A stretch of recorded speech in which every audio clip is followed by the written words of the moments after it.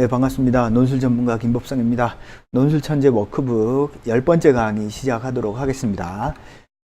오늘 풀 문제는 마찬가지로 요약 문제인데요. 제가 짧은 어떤 요약 문제들을 앞부분에 많이 배치한 이유가 한눈에 쏙 안 들어오지만, 한눈에 잘 안 들어오지만 그 논리를 꼼꼼하게 읽다 보면 찾아낼 수 있는 문제들을 여러분들이 많이 풀어 보셔야지만이 텍스트에 대한 어떤 독해 능력이 향상되기 때문에 그렇습니다. 실제로 지금 여러분들이 풀고 있는 교재에 있는 문제들은 전부 다 대학에서 나왔던 기출 정도 수준의 어떤 문제이기 때문에 여러분들이 차근차근 풀어보시면 큰 도움이 될 것 같아요. 자, 한번 읽어보겠습니다. 그래서 텍스트를 읽는 과정에서 항상 논의하는 대상이 무엇인지를 명확하게 잡는 게 첫 번째입니다. 그게 첫 번째고, 두 번째가 그것에 대해서 어떤 판단을 하고 있고 도대체 어떤 기준에서 그런 판단을 하고 있는지 그 순서대로 조금 찾아보시면 되겠습니다. 자, 우리 요약 문제 푸는데 첫 번째가 뭐였죠? 예술에 대한 예술. 예술은 오늘날 실종되었다라는 거. 두 번째 제시문은 경제가 분배 문제에 있어서도 해결책을 준다라는 거. 그럼 오늘 문제는 어떤 이야기를 하고 있는지 한번 보도록 하겠습니다. 개체가 희생을 감수하면서 자신이 속한 집단의 다른 개체들에게 이익을 가져오는 현상을 일컬어 이타적이라고 한다. 자, 이렇게 텍스트에서 어떤 개념을 규정해 놓았잖아요. 그러면 이 개념을 어떻게 써야 되냐? 내가 알고 있는 어떤 이타적이라는 말로서 이해를 하면 안 되고, 텍스트가 규정한 것, 개체가 뭘 하는 거예요? 자신이 속한 집단의 다른 개체들에게 이익을 가져오는 현상을 일컬어 이타적이라고 부르는 거예요. 자, 내가 희생을 했는데 내가 희생을 통해서 내 집단의 이익을 가져오면 그런 행위를 이타적 행위라고 볼 수 있다 라고 말하는 것이 이 텍스트의 첫 번째 줄의 어떤 의미다라고 볼 수 있겠습니다. 생물학에서는 집단의 이익을 위한 개체의 희생을 자연 선택의 결과로 본다. 생물학에서는 집단의 이익을 위해서 개체가 희생을 하는 것은 자연 선택, 즉 진화의 결과로 본다라는 거예요. 어떤 집단이 성장하기 위해서 개체가 희생하는 것을 자연스러운 어떤 진화의 과정으로 본다라는 겁니다. 자연 선택에 의한 어느 개체의 자손 감소는 같은 집단 내의 다른 개체들의 자손 증가를 촉진한다.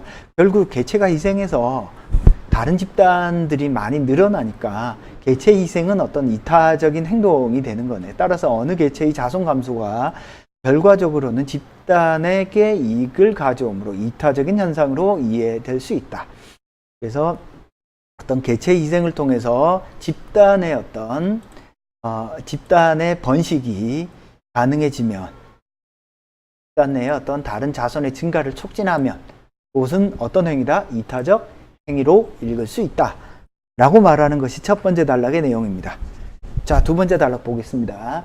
개체 희생으로부터 수혜를 입는 범위는 가깝게는 친족. 첫 번째 단락에서는 개체 희생이 어떤 경우에 이타적이다 라고 볼 수 있느냐를 이야기한다면, 두 번째 단락은 그래서 수혜를 입는 범위를 이야기하고 있네요. 그죠? 가깝게는 친족으로부터 멀게는 친족을 포함하는 종족까지.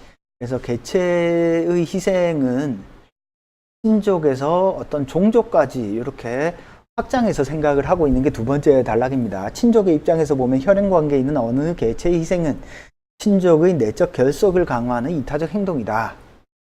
그죠? 반면에 그 희생은 혈연이 아닌 다른 집단들에 대해서는 친족의 이기주의에 기여하는 것처럼 보일 수 있다. 예를 들어 이런 거죠. 우리 가족만 똘똘 뭉쳐서 잘 먹고 잘 살아야지 하면 어때요? 다른 가족들에 대해서는 가족 이기주의로 보일 수 있잖아요. 그래서 여기서 뭐라고 표현을 하나요? 친족 이기주의라고 표현을 하는 겁니다. 그러나 유전자적 관점을 취하는 근래의 유력한 생물. 이건 뭐죠? 이기적 유전자죠. 그죠? 이타적 유전자. 그러니까 유전자적인 관점, 전체 유전자적인 관점에 따르면 개체 희생의 미치는 수혜 범위가 혈연 관계가 아니라 종족 전체를 포괄하는 수준까지 확장된다. 즉 어떤 집단 이기주의로 개체 희생이 보인다고 할지라도 종족 전체, 유전자 전체의 관점에서 보면 그것은 어떤 이타적이다라고 볼 수 있다는 뜻이네요. 그죠? 다만 희생하는 개체가 수혜자와 얼마나 가까운가에 비례하여 이타적 행동의 정도가 상대적으로 가감된다. 희생하는 개체가 수혜자와 얼마나 가까우냐. 가까우면 가까울수록 이타적이고 멀면 멀수록 어떻게 돼요? 이기적으로 보이는 거죠. 지집단을 위해서 희생을 해. 이렇게 되는 겁니다. 따라서 개체의 희생은 그것을 바라보는 시각의 차이에 의해서 이기적으로도 이타적으로도 보일 수 있다. 그래서 중요한 포인트네요. 그죠? 개체의 희생은 시각에 따라서 다르게 보인다를 이야기하는 것이 이 글의 어떤 핵심 내용이네요. 그죠?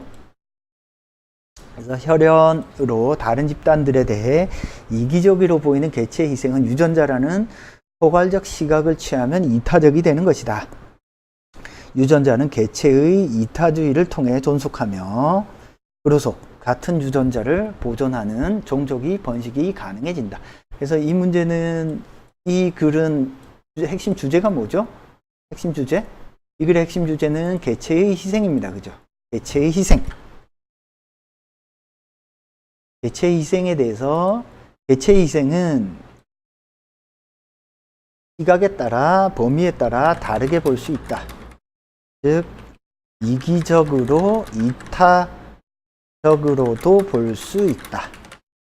어떻게, 어떤 기준에서요? 시각에 따라, 혹은 시각이라는 말이 조금 애매하면 개체의 희생을 통해서 수혜를 입는 어떤 범위에 따라, 그죠? 범위에 따라, 수혜의 범위라고 쓸까요? 그냥 범위라고 쓸까요? 수혜의 범위에 따라 이기적으로도 이타적으로도 볼 수 있다를 말하는 게 이 글의 핵심 논이네요. 그러면 그것이 어떤 범위를 띠고 있죠? 예를 들어서 친족과 가까운, 친족일 경우에는 어떻게 보여요? 이타적이죠. 그죠? 나와 다른 집단의 경우에는 어때요? 이기적으로 보입니다.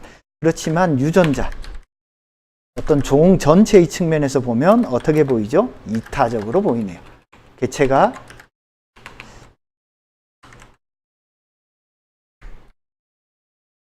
그죠? 이타족? 잘못 썼네요. 한글이 갑자기 안 되네요. 그죠? 이타적으로도 볼 수 있다라고 볼 수 있겠습니다. 따라서 여러분들이 프레지가 가끔가다 한글에 오류가 조금 생겨가지고요. 이게 한글이 가끔가다 이렇게 입력이 안 되는 경우가 종종 있더라고요. 그때는 이제 주로 작업을 할 때 한글 띄워놓고 이렇게 붙여쓰기 하는 경우도 종종 있어요. 자, 그래서 만약에 요약을 한다면 개체의 희생은 이기적으로도 이타적으로도 볼 수 있다. 왜냐하면 수혜의 범위나 바라보는 시각에 따라서 친족의 입장에서는 개체의 희생을 통해서 가족에 뭘 어떻게 가져오죠? 가족에게 이익을 가져오기 때문에 이타적이고, 동일한 어떤 다른 집단에 대해서는 친족 이기주의로 볼 수 있으며, 종 전체의 측면에서 보면, 유전자 전체의 측면에서 보면 유전자 전체의 종의 번성을 촉진하기 때문에 이타적이라고 볼 수 있다. 대략 이런 맥락의 논의를 편다면, 요약을 한다면 충분히 핵심적인 어떤 내용을 정리했다라고 볼 수 있겠습니다. 자, 텍스트를 읽어갈 때 여러분들이 해야 될 건 뭐냐? 1번. 이 글이 지금 도대체 무엇에 대해서 논의하고 있지? 개체의 희생입니다. 개체의 희생. 개체의 희생에 대해서 어떤 판단을 내리고 있지? 그 판단을 내리는 정확한 기준은 뭐지? 이런 것들을 여러분들이 의식적으로 찾아내는 어떤 글쓰기를, 요약을, 독해를 하는 연습들을 반드시 하셔야지만이 좋은 글을 쓸 수 있다 라고 볼 수 있겠습니다. 자, 요약 설명 여기서 대략 마치도록 하겠습니다. 논술 천재 워크북은 반드시 여러분들이 먼저 문제를 풀어 보셔야 됩니다. 자, 궁금한 사항은 논법닷컴으로 질문 주시고요. 1661-5143으로 전화 주시면 제가 질의응답하도록 하겠습니다. 논술 천재 워크북 10번째 강의 요약 3번째 문제 해설을 마치도록 하겠습니다. 감사합니다.